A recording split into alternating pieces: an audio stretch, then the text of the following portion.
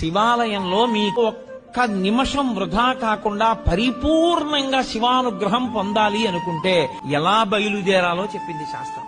త్రిపుండ్రములను ధరించి బొట్టు పెట్టుకుని పంచ కట్టుకుని ఉత్తరీయాన్ని తీసి నడుముకి బిగించుకుని మీద ఉత్తరీయం వేసుకోకుండా శివాలయం బయటే చెప్పులు విడిచిపెట్టి కాళ్లు కడుక్కుని కుడికాలు ముందు పెట్టి లోపలికి వెళ్లి మొట్టమొదట రాజగోపురాన్ని చూసి తర్వాత శివాలయ గోపురాన్ని చూసి అప్పుడు మీరు శివాలయం దగ్గరికి వెళ్లి నంది దగ్గర మాత్రమే మీరు ప్రదక్షిణాన్ని ప్రారంభం చేయవలసి ఉంటుంది. నందీశ్వరుడి దగ్గర ప్రదక్షిణాన్ని ప్రారంభం చేసి వెళ్లేటప్పుడు దేవాలయంలో మహామంటపము, అర్ధమంటపము, ముఖమంటపము అని 3 మంటపాలుంటాయి. ఈ 3 మంటపాలు దేనికి గుర్తు అంటే స్థూల సూక్ష్మ కారణ శరీరములకు గుర్తు. మహామంటపాన్ని, అర్ధమంటపాన్ని, ముఖమంటపాన్ని దాటాలి.